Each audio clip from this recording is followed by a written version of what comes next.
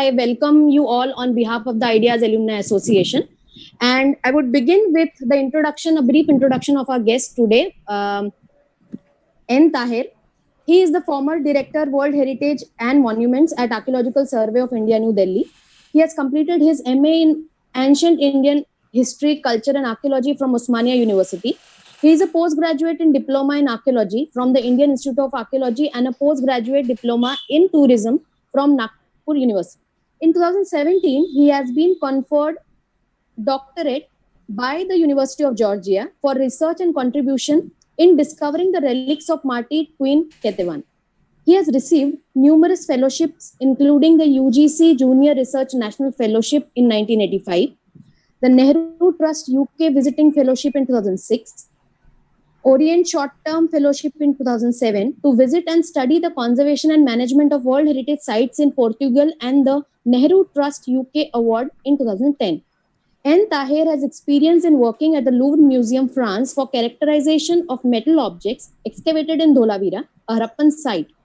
He is advisor in heritage management and tourism related projects for Goa Tourism and Development Corporation, and advisor to the Drishti for implementation of Monuments Mitra project for Goa and Kerala.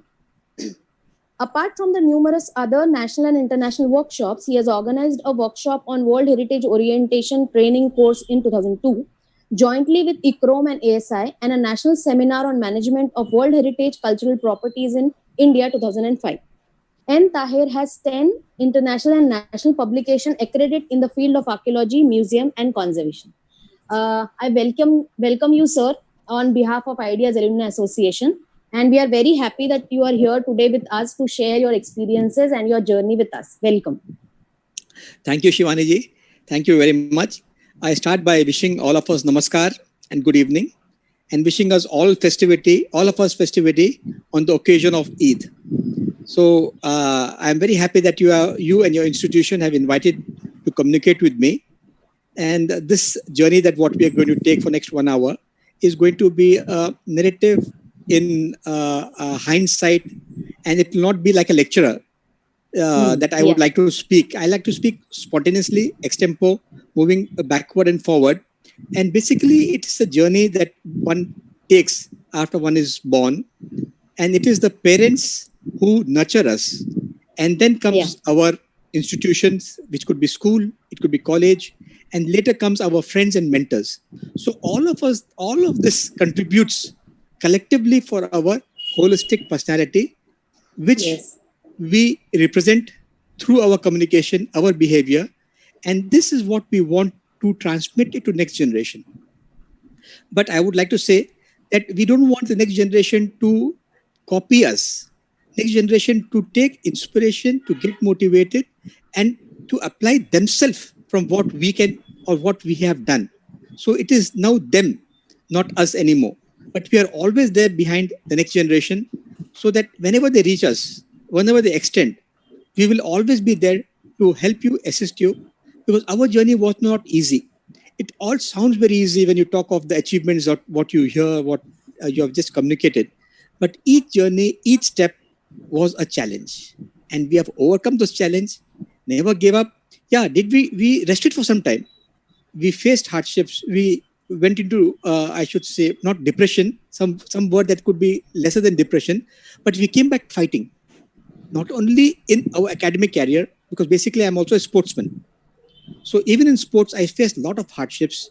And that's where I really learned to come back after a defeat and try to win the title that what we aspire for. Yeah.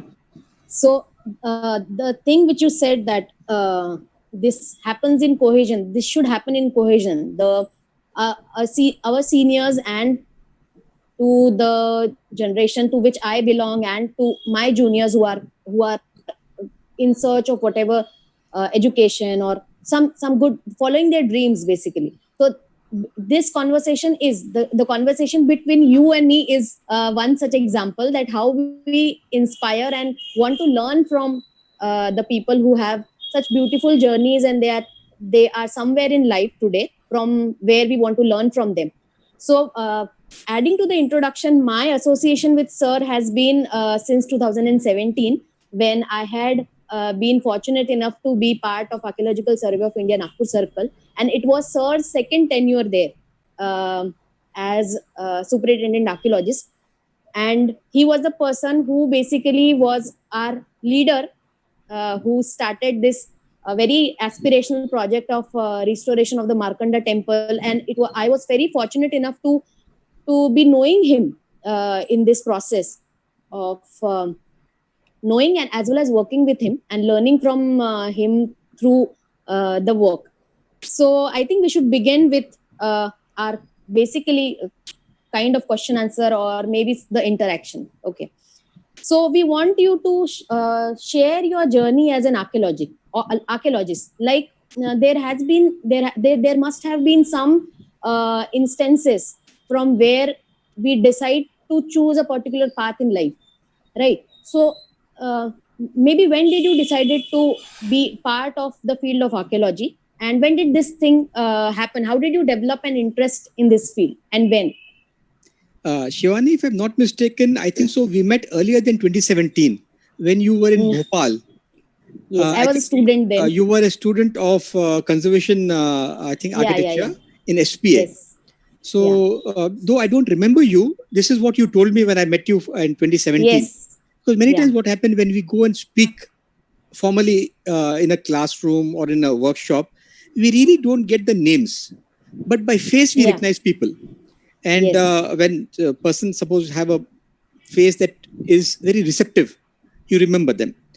Now, talking of archaeology as a profession, if you take archaeology as a profession, it doesn't sound very good. But if you take archaeology as a passion, then it is interesting for all of us. And actually, as a profession, I call myself a reluctant archaeologist. I'll repeat the word. People say, why do you say like that? Yes, I'm a reluctant archaeologist. I'm more a conservator. I'm more a person who is a heritage manager, a person who associates with my team and work together and utilizing their abilities into a concept which I have. So I work as a fulcrum, but I am not the only one who's contributing. So I take the young resources, I take a reference from the previous generation, and then we work together. So back to archaeology. So archaeology, if you really ask me, all of us have heard stories. Bachpan se we hear mythology, we hear about Ramayana, we hear about Mahabharata. This is nothing but archaeology. Because my mother, at that point of time, because my date of birth is 1959, so I'm very old compared to the contemporary people.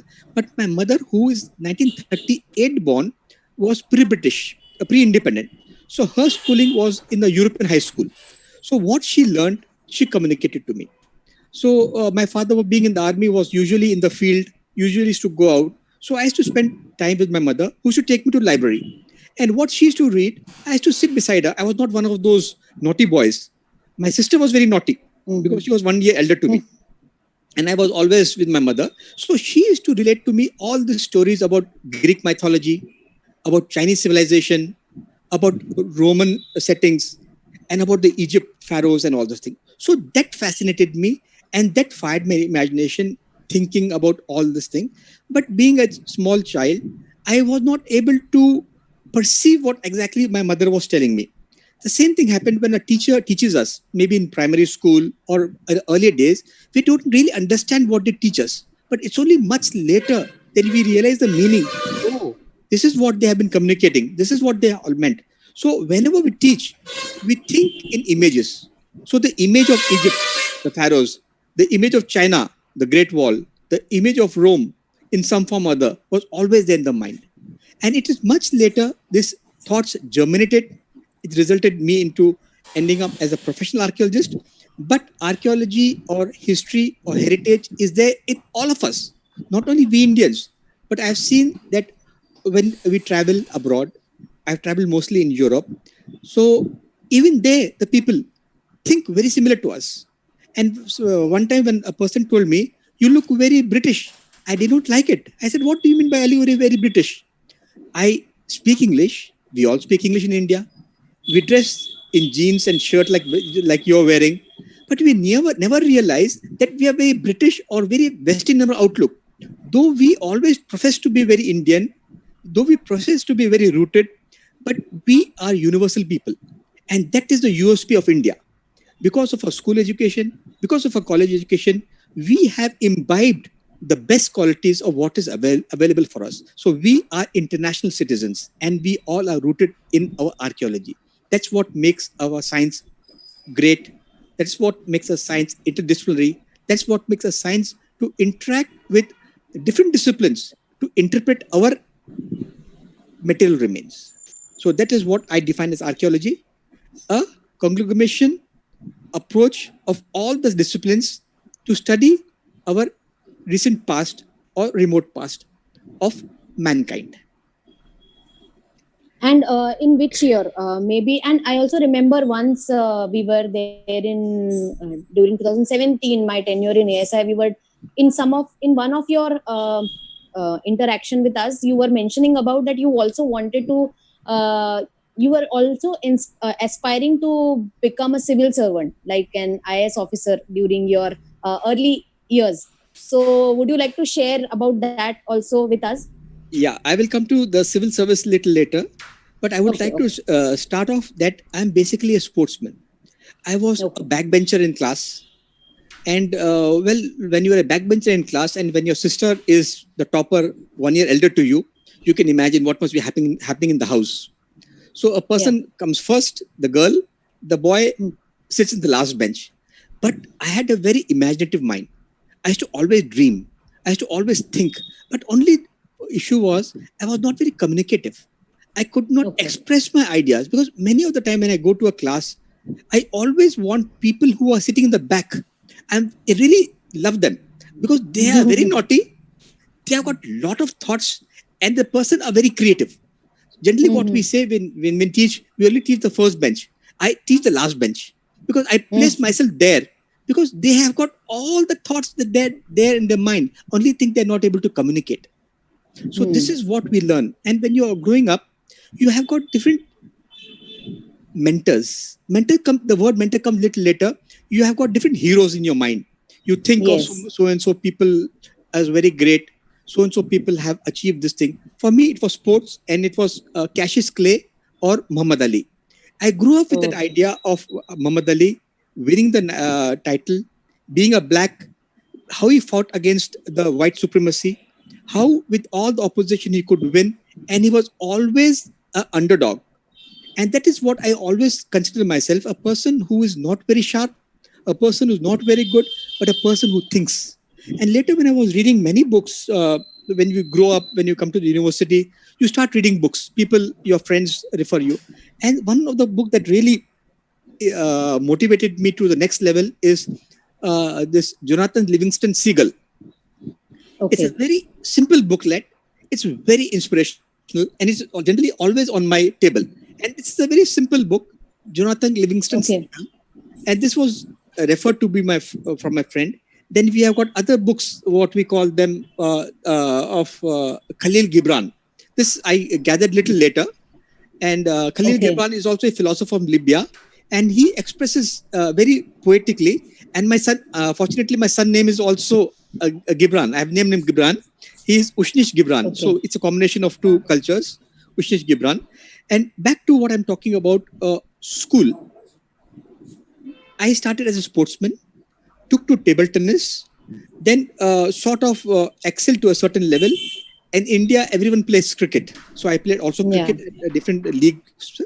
Then when I came to degree, my mother wanted me to, I'm influenced greatly by my mother. She wanted me to be a doctor because my sister had already entered into MBBS and she also wanted me to do that. So I took up science, but I could not get through her aspirations. And later, when I went to university, I came across a different world, a world completely beyond what we do in degree college or school. It is an open institution where we could interact, we could intermix. And especially, I'm very much indebted to my professor, Professor Radhakrishna Sarma, and who is of that old generation, who never forced us to come to the class. There were three of us who were always very inquisitive, wanting to know, but not in the class. After the classes were over, we used to sit in his chamber, couple of hours, discuss various aspects that was to be discussed in the field of archaeology, heritage, and culture. But we used to always avoid the class because many of the time teachers used to say, kindly don't come to the class because you disturb the class. Why? Because we used to ask questions. When you ask questions, people get disturbed. I don't know why it was like that in the early generation. We are not supposed to ask questions. And we were full of questions. So we were told, please don't come to the class. We can discuss the question in the chambers. So that's how we got interested in the subject of archaeology. Basically, starting from my mother, who used to tell us romantic stories about what happened in the past. And then we had the discipline in the house, father being in the army, that whenever the light gets on in the street, you're supposed to be in the house. So come to the house, and we did not have much recreation in the house except fighting with each other. And we had Binaka Geet Mala. I don't think so. You know about this thing, Binaka Geet Mala. I know. You know, that was a big thing for us. Wednesdays. I'm talking of Chennai, then Madras. Come back, tune into Binaka Geet Mala, tune into Hindi songs. So the radio was the focus of our extracurricular. And now you see how things have changed. So that's how we grew up. And slowly one thing led to another. Yeah, civil service. When we were in the degree, when we passed out from the degree, my father wanted me to enter into army. And the next option was civil service. So I opted for civil service instead of being in the army because my father, I've seen him there. So I wanted to break away from the services because my grandfather was in the police, my uncle is in the army. We've come from the army background. So I wanted to break away from this army fold and come to civil service. So I studied for civil service. So I've been hearing, studying, and especially APJ Abdul Kalam Saab's books when you go through, he says dream. Mm-hmm. We should dream. And even if your dreams are not realized, there is always a spin-off. I could not get through my civil service because I was teaching for civil service in the university. I was teaching history, I was teaching archaeology. Though I could not get through my civil service in my first and second attempts after clearing my prelims, but I got through my UGC JRF. So I had an option before me whether to get the second year, again start preparing for civil service, or take the UGC JRF and come to research. My professor, who really liked us a lot, and so also my madam, so they were very keen that I take up research, come into this line. In between, I had a small stint with a newspaper also, worked in the Deccan Chronicle. A Deccan Chronicle is that same as a Deccan Charger fame, who won the title, the second title they were sponsoring. So from the aspirations from the army to civil service, from civil service to UGC GRF, from UGC GRF working in the press and taking up research. This was my line coming into the field of archaeology. And then comes the next phase, Archaeological Survey of India, if you want to ask me about that question. Yes. So, okay. So about this thing called dreaming in life, I just was listening to one of the podcast yesterday, and it had said one very nice quote, which I would like to mention here, that if that life will not give you surprises tomorrow, if you don't exaggerate your dreams today. So how important it is to dream today on whatever your dream may be. Maybe at one point I may feel that it may be not possible to achieve that, but there is nothing, कुछ मतलब बोलने में कुछ नहीं जा रहा है ना. But when you speak about those dreams, one part of your subconscious mind starts working towards it.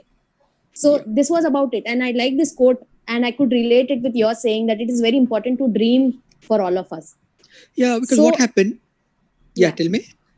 During our school days, we had a very strict schoolings, because there the teacher, I don't blame them because they never had the exposure. And now the teachers are very different from what teachers are friends these days. Their school was such a terrorizing, I should say, experience. Shivani, you believe me, I never passed my school examination till my 9th class. I did not clear first standard. I did not clear second standard. I did not clear third standard. I always got promoted. Why? Because my mother was a school teacher. And because of her good offices, teachers used to say, Dekho, just because your mother is there, we are promoting you. So I never passed my school till I came to 9th standard. Till I came to Jabalpur. It's only in the second half I cleared, for the first time I cleared my examination. Because the atmosphere in the school at our point of time was very strict. Whereas we, the dreamers, the last benchers, never had an opportunity to express ourselves. So, but what happened? I was basically very good in science. I was always thinking of becoming a scientist, if you ask me. I was, when this, rocket launch, the first launch, when Neil Armstrong landed on the moon, the Apollo 11, then I started thinking of making a rocket. And me and my friend in Jabalpur, we devised a rocket. We took a powder box. We cut the powder box. We emptied the powder content. And then during our time, we used to have that pressure, that thing that we used to have that cooking stove. So we did all those contraption and all those things, filled in the pressure. We filled in the kerosene. My God, luckily it did not explode. So we did everything, but our rocket never flew. Rocket, we started making fertilizers. We started making soaps. When we made a soap, the very vessel we made the soap got perforated because there was a lot of acid in it. Then we made fertilizer. So we wanted to test a fertilizer. So the best way to test a fertilizer is in the park, that garden what we were maintaining. My younger sister, she had one garden that she was maintaining, and I was maintaining another garden. So my sister said, no, you have made a fertilizer, come and test it mine. So when I tested the fertilizer on a plant, all our plants died. So that's what we were thinking, dreaming, trying to experiment. Our experiment never succeeded, but we never gave up. We always were working at it. And finally, we came to the field of archaeology through that gradation. Yeah. Now, moving to the next part of your journey is your association with Archaeological Survey of India. You have almost given more or less 30 years to this field of archaeology. So please, we want to share that journey. That in which year did you started? Where did you started your association with ASI, and how was those experiences? Actually, when we look back in hindsight, everything looks as if it is moving in the linear direction. Everything was so rosy, but it was not like that. When I first joined the press, I went to a place called where a project was being enacted in which the temples were getting transplanted.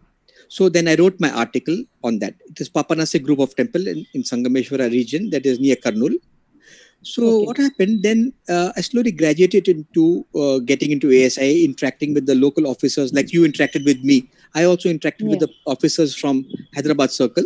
And finally, I got an ad which talked about technical assistant in ASI. So I entered the ASI organization as a technical assistant, that is just before the gazetted rank. So 10 years I spent as a technical assistant, that is an archaeologist. Then another 10 years I spent as a deputy superintendent archaeologist after clearing my UPSC. The next 10 years I spent as a superintendent archaeologist, the way you saw me sitting in the chair and with all the people around me and bossing around with my that power that I had. And then finally, for a year, I was in the directorate, Delhi, as a director. Yeah. So this is the journey that went through. Looks very linear, but actually this is nothing but layered and segmented. The first 10 years was a real archaeologist where I was in the division, again in Nagpur, the first tenure, in the prehistory branch, sitting in the old High Court building. So 10 years of research, 10 years of exposure, because prehistory branch takes you into the origin of man. It is universal. What happened in Africa, what happened in Europe, what happened in China also happened in India. So the development, the growth of the stone tools, the evolution of the stone tools, the evolution of the mind, evolution of the technology, that is what I spent 10 years. And when you're working in the research wing, you're cut off from the mainstream archaeology. Main thing, ASI, because people know ASI not from the research. People know ASI only from the maintenance of monument, only of the image that what they have, what they don't, what they have not, supposedly what they have not done. Because in the papers, you only hear of criticism against ASI. This has not happened. Old High Court is falling down. Markandeya temple has not been completed. Nagarjuna, something has happened. Khajuraho, something is not being done properly. Sanchi, you hear only negative image of ASI, whereas we people in ASI are really putting in great effort to preserve our heritage, because the quantum of work is so large. The expectation of the people is so large that we are not able to come up to the expectation. What little we do gets diluted from what criticism we get. But still, our team, our people are working very hard. But I think we need to change. The ASI needs to rectify itself by getting in more resources than what we are having right now. We need to reorganize, we need to develop beyond what we are doing right now. So back to my first 10 years as assistant archaeologist in the division of research in Nagpur. After clearing my UPSC, which is a very tough examination, got through in my second attempt. Generally, I don't know why. In the first attempt, I don't get through. It's always the second attempt that I've always been clearing. Maybe I'm not that bright kind who gets through everything at the first attempt. And people say, oh, I just went through my thing. No. Everywhere I had a fall. Everywhere I had to take a step back and then come through my second effort. So that's how I graduated from 10 years, 10 years, 10 years. To finally end up as a director of World Heritage and of Monuments, which is nothing but a stamp. It sounds very good, Director of World Heritage, Director Monuments, but it is the earlier 30 years that what we have worked. That is what is real contribution to the department, to the subject, and to the community. Yeah. So, what have been your you must have been traveling to various places, right? The places which I know where you have worked are basically Hyderabad, where you have been working. Then in Goa. Then you have also worked in Chanderi. Then you also worked in Chanderi, as in when you were there in Bhopal. Then in Nagpur. So, can you tell us that which cities were more challenging and were part of your? Obviously, all of the cities must be a different challenge to you. But which cities do you very promptly remember? Which sites and which team do you very fondly remember? Yeah, I got your point. So when I said Nagpur, the first 10 years that I spent in the old High Court building, that's why we have got great love for that place where we used to sit earlier. Nagpur gave us a pan-India exposure in the field of prehistory. So we work. That is the only. That's one thing that is common. It's universal. All over the world, we have got prehistory. So that is a common thing where we could interact with international scholars. So from Nagpur, we worked in Ladakh region. From Nagpur, we work in Northeast, that is Assam, Shillong, Manipur region. From Nagpur, we worked in the Narmada Sagar submergence project area in Madhya Pradesh. From Nagpur, that's near Badwani. That's where we came up. We met Baba Amte and his other disciples like Medha Patekar and all this thing. Then from Nagpur, we went worked on the Konkan coast. When actually now people don't remember, when Konkan Railway was coming up along the coast, we had a project assignment of 3 years where we had to survey the total area, the length of the railway tracks where the track was to come up, to salvage any archaeological relic that may come and to document that. So that was a very interesting project. And everywhere we had adventures. Wherever, because I like to have an outdoor life. And being from the army discipline background and having an exposure to all the obstacles and the club activities, and the father used to take us to firing range. So I tried to introduce this with my civilian colleagues. So wherever you work, don't take your work as if that's the end of it. Wherever you are, communicate with the local communities, interact with the people, get to know their habitation, get to know their culture, get to know how they live, and be a complete archaeologist. Archaeologist doesn't mean just your work. Archaeology also means what is there in your surrounding area and how best you can inculcate, integrate all that what you stand for. Is the advantage of being in Archaeological Survey of India. Though our designations are very small as compared to the civil administrator, you talk of a collector, talk of a police officer, SP or army, they may have a rather jurisdiction, they may have a greater power. But being an archaeologist is really very romantic. When I use the word romantic, people say, "Kya romance kar rahe kya?" I said, yes, we are romancing with our community. We are romancing with our fellow beings. We are romancing with the subject. Archaeology is a very fascinating field. Archaeology is a very interesting field. But archaeology has got various disciplines. Because archaeology technically means interpretation of your material remains. But to understand your material remains, you not need to have expertise from different divisions. You need to have a person from the coins and numismatics. You need to have a person from iconography. You need to have a person who is a conservator like you, who knows about documentation and other civil works. So archaeologist has to be multifarious, and he has to work in the laboratory. He needs to work with the zoologist. He works with the botanist. What exactly are we? At present, when you're sitting here, we have got all the sciences that are helping us out to understand the same things about the past. 1,000 years back, how was the society? How were the people living? What was he wearing? Where did he get his raw material from? What was the metallurgy that he was using? From where did the gold come from? Where did the copper come from? How did he get the alloy? So nothing but science. So it is very, very interesting, and we need each and every discipline that exists on this earth to study archaeology. So generally, when I give a talk in the universities, no, okay, school. When I'm giving a talk in the school, I love to go to the school to give a talk. So there, what happens? The child becomes so much impressed. A science student. One couple of them came with my parents. They wanted to change the stream and take up the art stream to become archaeologists. I said, no, don't make that mistake. You excel in your own field. Computer, excel in computers. Zoology, excel in zoology. Metallurgy, metallurgist. Then apply your science to the field of archaeology. So take archaeology as a hobby. So that's why when you come in as a profession, then comes the management. When you come as a management, then you're more engrossed with managing the office than actual work. So, like you, work for us, but don't become part of the stream. And we want you to establish yourself in wherever discipline you are. And your being a conservator would be of a greater help to me as an archaeologist, so that we can combine our skills along with the structural engineer to preserve our monument, to conserve our monument. So there is no ending to the archaeology. It's an open-ended subject. Yeah. So please. Yeah, adventures. So when we work in Ladakh, we had a great time working in Ladakh, 2 seasons. But we people also need to have an army discipline. We are going to Ladakh, to a region which is not known to us from Nagpur, in a hot climate, you can imagine, and there we are ill-equipped. We don't have proper shoes. We don't have the proper clothing. We don't know what is that temperature difference there. And suddenly we had a blizzard at Kargil. Near Kargil, there's a place called Daraz.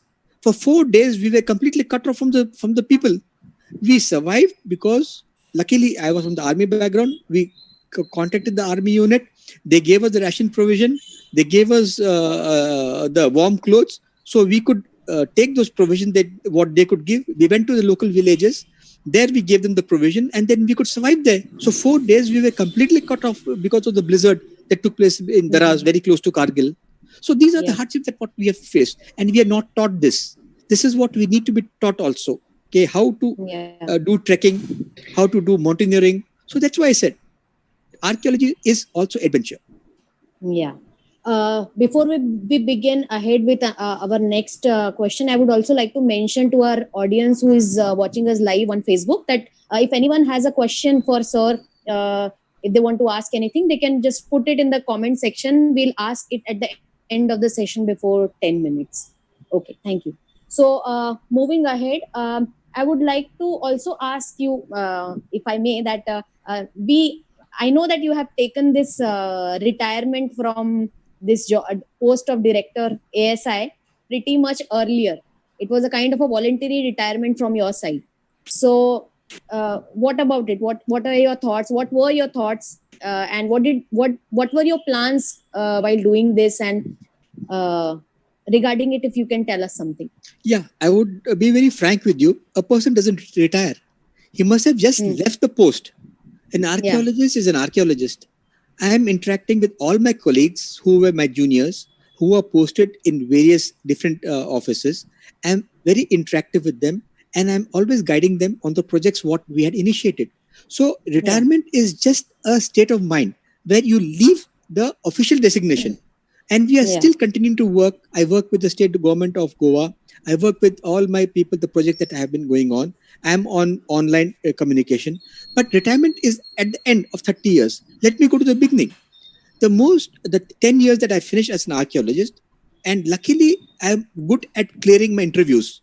Whichever interview I apply, whichever fellowship I aspire for, I cleared my fellowships because I'm good at communicating on the thoughts, that theoretical thoughts. So after traveling in UK, but before that, I got a very good exposure of working for 9 months in France. I was working in a laboratory in which we were doing the characterization of the art, that is copper bronze objects of Dhalavira. in which we had a nuclear physicist in our team from Bhubaneswar Institute of Physics. Then we had an archaeologist, me from ASI.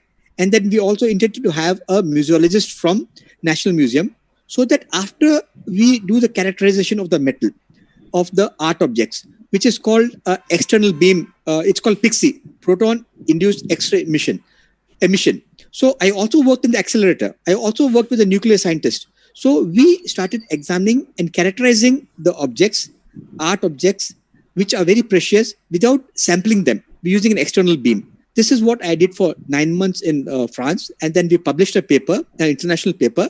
And also I had time in the morning. So in the morning, I enrolled myself in the university. And I was again going back to my first subject, first love, that's prehistory. So morning I was studying in the university.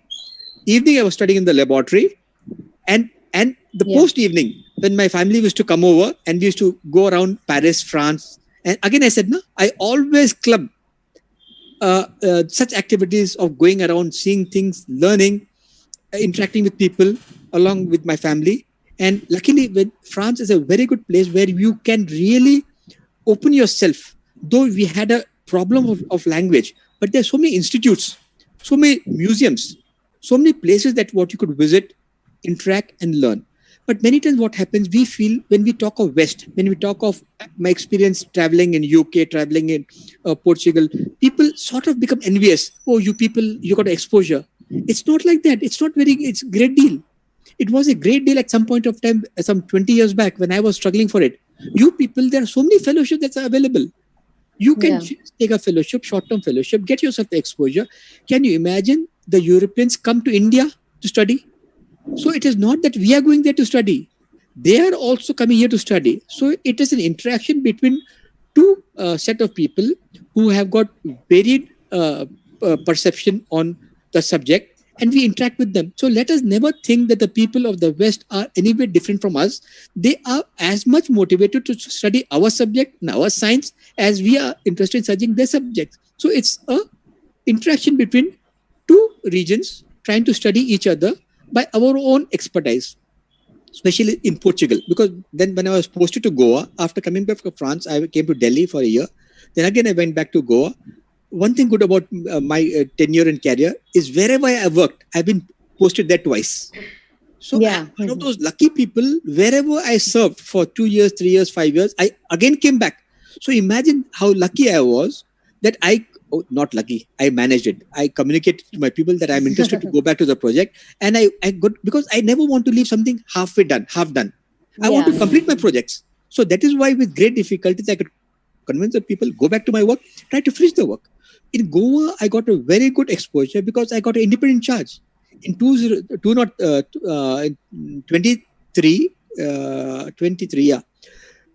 I could get an independent charge being a very junior officer. And that's where I came across working in Goa, old Goa, where I was not only managing the monuments, that is where I made the discovery, along with my team, of the relics of the Queen Ketevan. It took the full team of ASI 26 years to prove that the remains of the Queen came from Georgia. But my team worked on this project for 10 years. So I call it 16 years of search and 10 years of research. So 10 years of research was handled by me because my earlier team had, failure. Never consider anything as a failure. It's only thing we can say that they were not successful. Where they had left it undone, I just went there, saw to it myself. I put 2 and 2 together, made it 5, and got the results. For me, I always tell my people, always tell my colleague, 1 and 1 is never 2. 1 and 1 is always 3. Because that missing link has to fit into our 1 plus 1 and get it into that 3, which is the level of excellence, what I have learned from my childhood, from my school days. Oh, that's another thing that when I say childhood and school days, I was a great follower of Ramakrishna Mission. Okay. But during my masters, when we were doing, I came across another 2 friends I just mentioned. Both of them are doing very well. They are in the civil service and in other services. We used to go to Ramakrishna Mission. And there we were shortlisted to be a delegate speakers in an international conference that was happening in Calcutta. So they selected us in Hyderabad. We went to Narendrapur in West Bengal. There we were trained for a week. And then we spoke to an international audience. And that was one of the earliest exposure that I could get on a larger platform, where we could speak about the youth, where we could speak about the Swamijis and what he envisaged, and how we as a youth saw what we could grasp from him. So these are the basic things, apart from the books that what we have read, that are our founding roots, that always was with us right throughout our career. And this is what we have learned, that what you have learned, it has to be downward filtered. It has to be communicated to your field. There's no competition at all. No one can take my chair in the government service. I will always go up.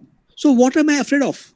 If I share my knowledge, if I share my information with a person like you who is not from ASI, I don't lose anything. Whereas I always gained. And interacting with you, Shivani, and very frank, we gained a lot.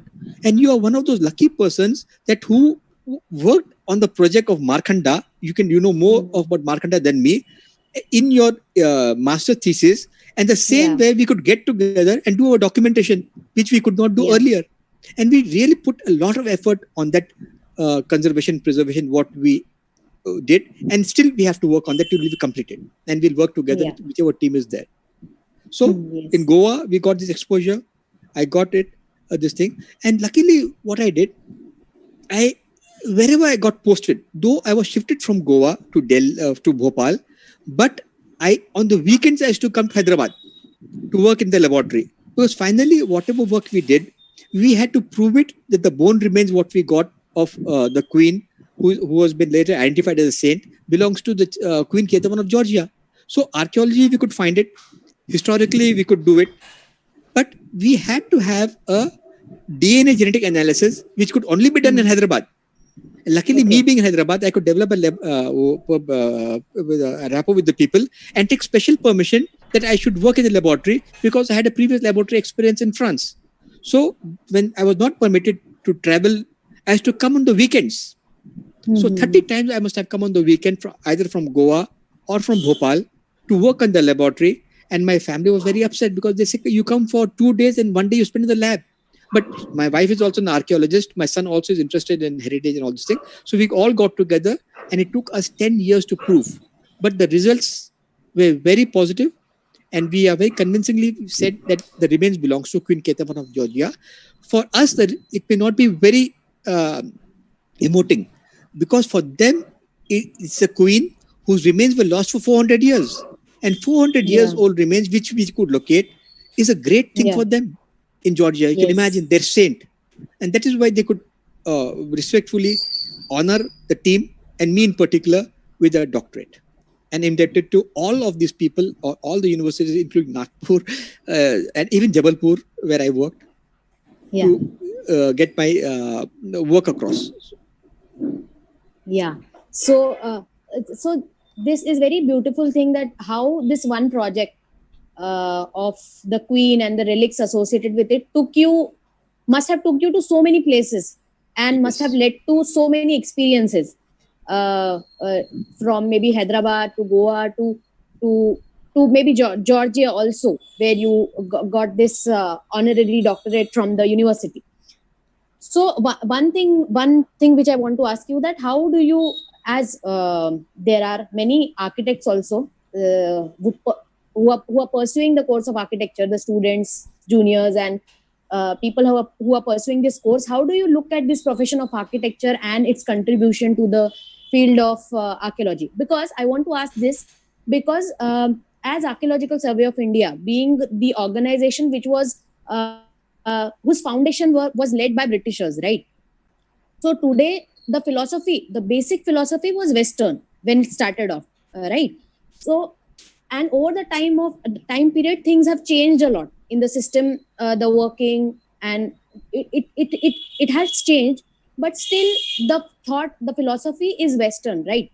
But how do you see new fields, including architecture, contributing to this field of archaeology? And also, how do you think this philosophy of Archaeological Survey of India should, or maybe become more kind of malleable with the Indian society which is existing? Maybe you can put your words on it.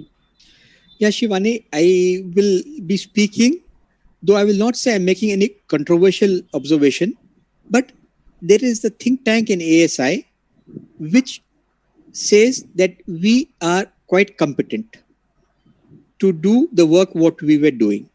I would like to tell my colleagues and friends, and I've also demonstrated for last 20 years through my work, that we were competent at some point of time, because at that point of time, the scope was not so large. So here we have got archaeology, archaeologists, then we have got monuments, that is heritage, which has to be managed. Management is different. When we have to conserve. When we have to conserve a certain things, we need an archaeologist, we need a structural engineer, and we need an architect. And if you talk of architect, we need a conservation architect. At some point of time, the conservation architect was not there. This large number of graduates were not there. So we were working without them. We were working with draftsmen. We were working with a simple documentation. But now the scope of documentation has become so large and so precise and so meticulous that our draftsmen, with their skills, are not able to give us that amount of documentation, especially when we want to preserve a monument and want to know the condition of a monument, how it existed before and during and after. So this is a logical conclusion, a logical draw, that we need to go to the resource that is not available in ASI. So let us not talk that we are going to be challenged by a different discipline. No, we are all been, ASI has always been interdisciplinary. We had geologists, we had anthropologists, we had historians, we had people from Sanskrit. So now only thing that we have to open ourselves and get this knowledge bank that, or the resource that is available in the market within. Even if they're not working permanently in ASI, we have been working with them always. Now, wherever you go to Europe, the first thing they will ask that who was the architect of this building? Who was the architect of this monument? Let it be Da Vinci, let it be any great person. They were either an architect, or they were artists, or they were something beyond archaeology. So in India, only we were not identifying the architects, but there were people who were doing architectural work. So when the discipline of architecture has come up to this level, and then it is gone to the next level of super specialization into a conservation architect, we need them. So there is no threat to us. We need to incorporate the science that is available, and it is going to happen in near future. Niti Aayog has come up with a recommendation which clearly spells out on what we are talking. So it is our heritage. Let us not limit our heritage by looking only with the one perspective. You know, ASI started its conservation module through John Marshall. John Marshall, 1922, a document. But now after that, then we had the UNESCO charters coming up. Then so many charters have come up with a different interpretation and different, I should say, guidelines which are being updated. So even before we said no reconstruction is permitted. Then we said no restoration is permitted. So we can have John Marshall as our Bible, but later editions are also being incorporated in our new guideline. I should say the new policy, the conservation policy of ASI. If you see the conservation policy of ASI, it has got all the positive elements of all the charters that are existing. So we are not closing ourselves. Maybe individuals are closing themselves. In ASI as an organization, ASI as an institution is opening up to new ideas and new disciplines. Maybe individuals are not opening up. So I'm not criticizing anybody. And it is our heritage. And even for the heritage, sometimes we tend to over-conserve, over-preserve. Because I am from that school of thought which professes minimum intervention, which talks about preventive conservation. It all depends, and this should all be based on detailed documentation. So look at it, we're all there in it. So there is no scope to feel threatened by anybody. So we get together. Markandeya is a very good example. What was not done earlier, we could do it together. And now we come to the third phase, which will get into its completion. And the third and the final phase is increasing the height of that shikra, of that what we were talking about. That is based on you and your theory of your which we were not thinking on. Because what we wanted to conserve is what we saw. But what we saw was very truncated. There's something beyond that. So documentation is very important. That's what I want to say. And that's where the architect comes in. And it's an open field. And I'm very happy that many a times architects invite archaeologists to their institution to communicate the experience. And I'm very happy that I'm sitting here talking to alumni of architects, and I'm very happy that we could communicate and get to Yes. a level of our frequency could match and we could work together. Yes, yes. Markanda project in itself shows a change which has happened, a change for good. Just a minute. basically, where Hello, Abhijit. I'm in the online conference. I'll get back to you. It's again my friend from Abhijit from Nagpur. Okay. He's doing very good work in Gujarat. Okay.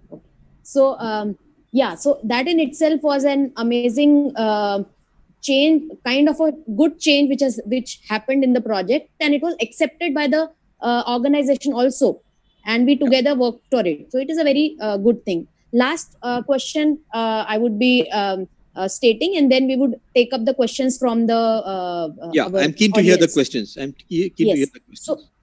So my last question is, as now you are now as an individual, not directly associated with any organization. You formerly belong to ASI, and as we see ASI as an organization, heritage only, a percentage of heritage only is being maybe managed by ASI, which is around 3,600 monuments. But now India has a lot of heritage which is owned by different organizations, stakeholders, and various people. There are various organizations associated with it. So you, as an individual who is expert in this field, and we young people, maybe architects, conservation architects, we are also passionate enough to work in this field. So how do you see yourself now participating in this process of conserving our heritage? Maybe if you want to throw a light on it. Yeah, it's a very long question, but I'll give you a short answer to it. Basically, I am ASI. I have been branded as ASI. But even being in ASI, many people like in tech, they accept my way of communication. Aga Khan, they also invite me. And because being branded as ASI, one doesn't mean that I can go and work or advise or communicate with different institutions, because after all, we are preserving our heritage. Intact is no different from ASI. ASI is no different from any other institution, because our primary aim is to conserve our monuments. So, and what we are conserving the protected monuments. And there are so many monuments which are unprotected. We have got so much of scope to work. Even I'm sure your institution, your college also can take up one monument which may be under a village, which could be under a collector, and you don't need to come to ASI to preserve that monument. So we have to diversify. We have to open up all the architecture colleges that are there, all the archaeological institutions that are there. Archaeological institution can do exploration and the survey of the monuments of the archaeological sites. Architectural institution can take up conservation. They can have a budget for conservation. I mean to say minimum intervention, that what I talk of when I come to your institution, that can be taken up by the institution. We don't have to go to the government all the time. We can go to the local government. We can go to the local panchayat. We can help them out. So when we diversify throughout the country and we spread the message of heritage protection management, we don't have to get structured. So that is why I say that we all have space. We all can contribute, and we don't need to get branded and say this belongs to this group, that belongs to that group. I can go to any place.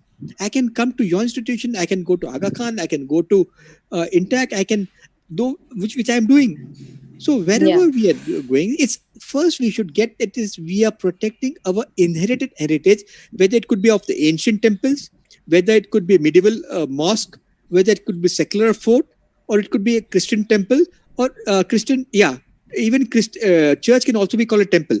Any place where it's a place of worship is called a temple. So let us not get caught in this polarized thought process. We are professions, we are doctors, we are surgeons.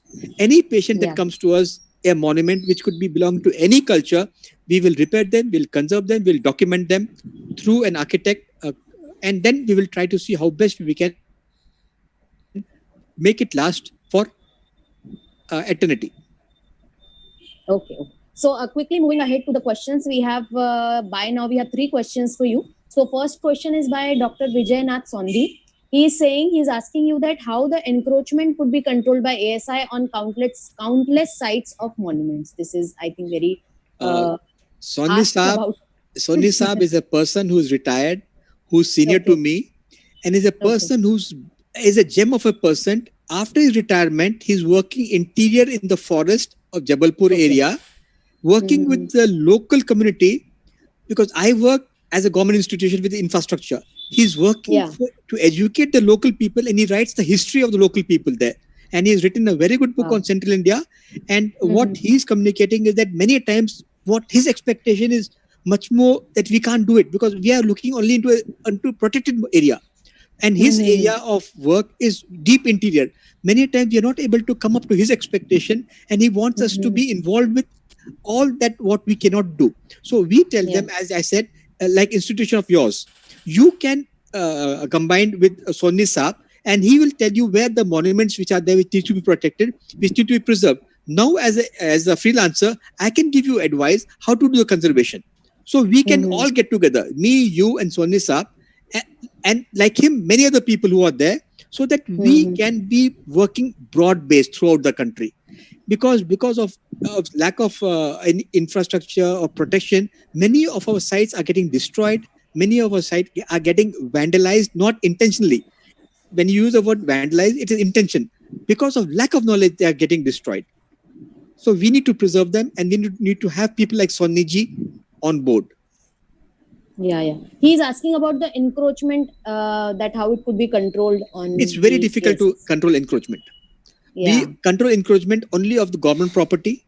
We have got the rules and regulations of 1958 Act, which you can say, but the monument which are not protected, which are not owned by the people, where people do cultivation, it's very difficult for me to address those issues. It is the collector who should be got on board to make him understand, and he should take the help of ASI officer to impress upon the collector the significance of the site.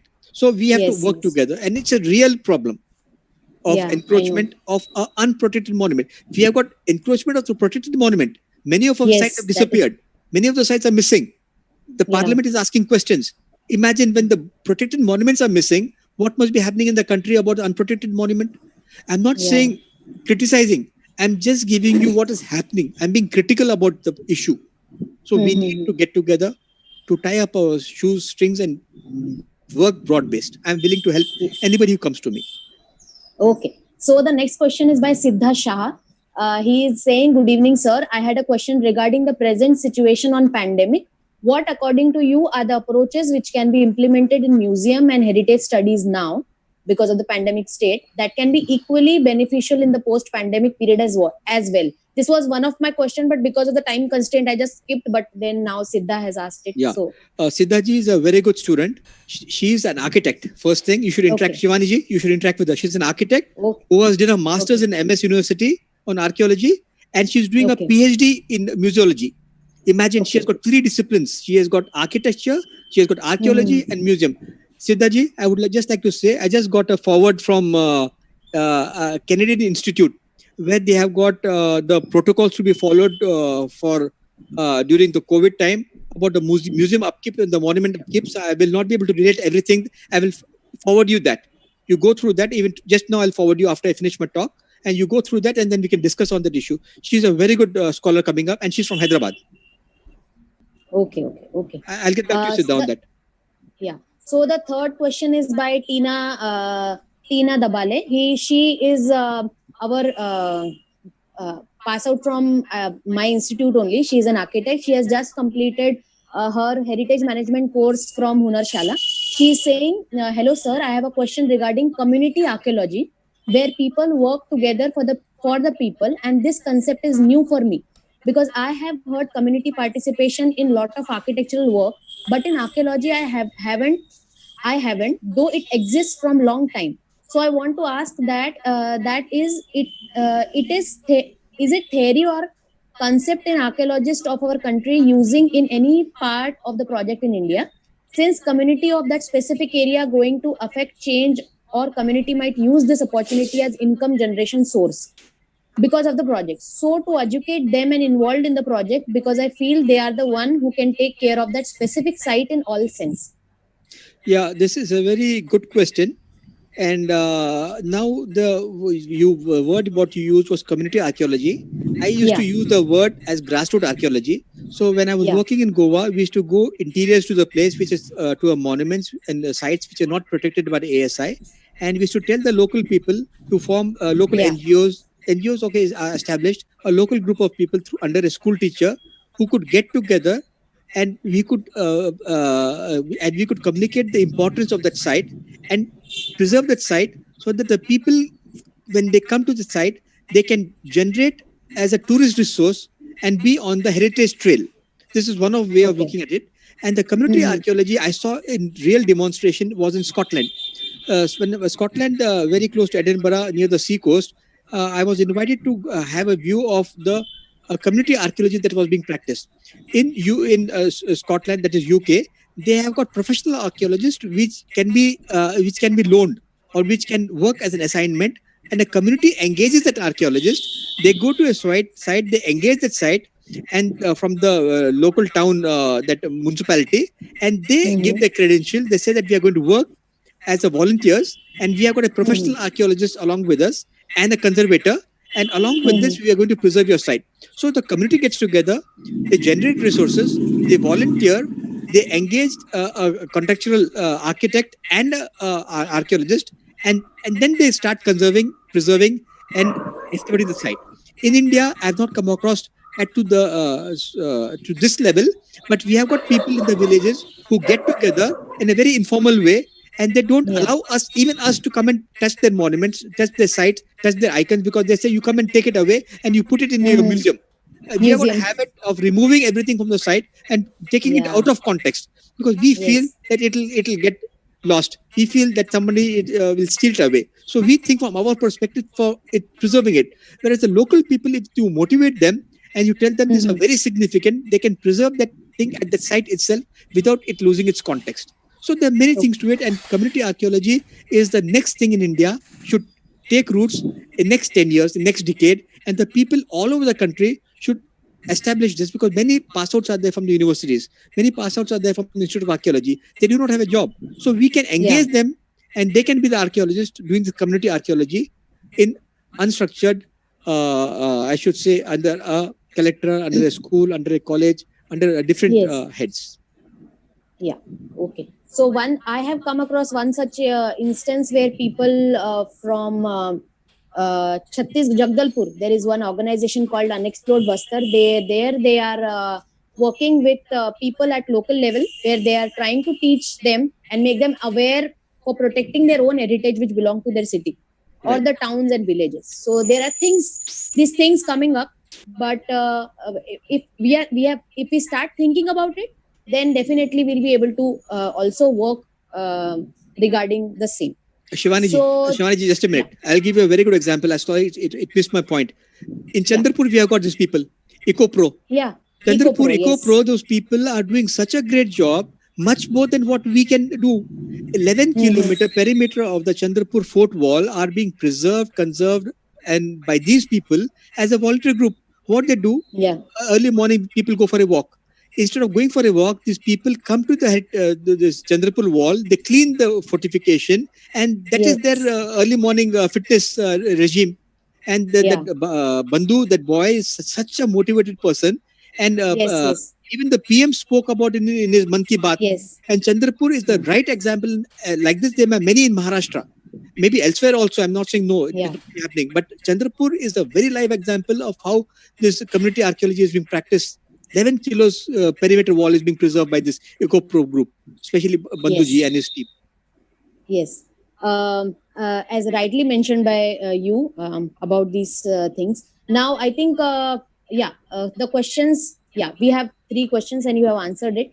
So, this brings us to the end of our conversation. And it felt just like we are sitting across each other on the table in the ASI office and just talking about different topics and issues. And it felt really nice. And I really wish to thank you on behalf of our Alumni Association to be part of this event. and we look forward to you that you remain associated with us. And I would like to tell our audience also, the students or who are professions in this field of heritage and heritage management and archaeology, that sir is very much reachable, and he is always ready to help us all in whichever possible way he could. So I would really thank you for coming to this event, and thank you so much. Shivani Sir, ji, I for being will a part. thank you in particular, your institution in general, and your team, and the people who and the audience who have been listening to us for last 1 hour. But I say always dream. I'm not the first person to say this. Be a dreamer and enjoy your work. Today you may feel that you're not working, you don't have a profession, because I always Yeah. place you as my son. My son has got always this issue that the senior generation like us do not give the younger generation the opening to come. And we are out not promoting them, and we have done our 30 years. So we should move aside. So when I retired VRS, I moved aside for the next generation to take forward, because I had reached my saturation stage, because I want to work in the field.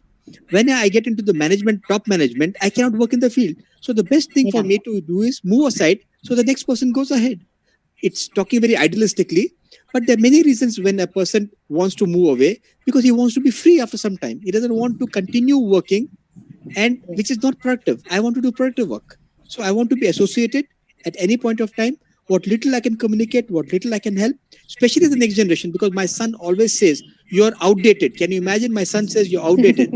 I tell my son, "How can I be outdated? The two of us are sharing the same time and space. As long as we're sharing the same time and space, I cannot be outdated. I can just be moving aside for your new ideas to come in, so that we can integrate my experience with your intellect, and then we go forward." So my experience and his intellect, that is your intellect, gets together, and we get to the next level. Thank you very much. And I was really enjoying this communication.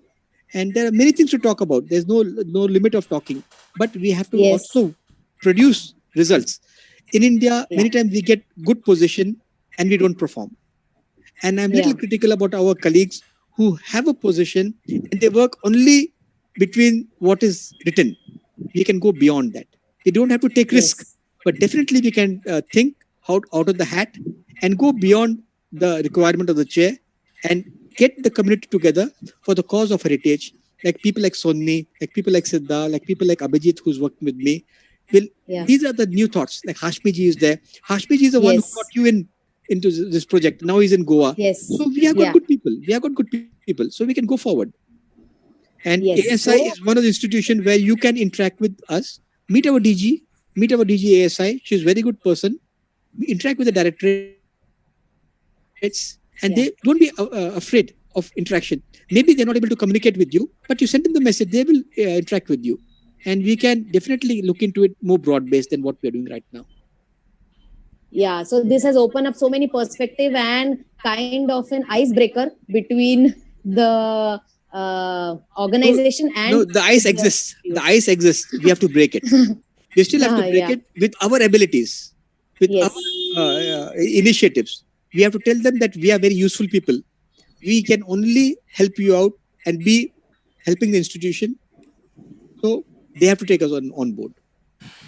Okay, sir. Thank you so much, and we'll meet the audience with the next iTalk with another guest. And at last, again, I would like to thank you, Tahir sir, for doing this for us. Thank you so much. Thank you, ma'am. Thank you very much, Shivani.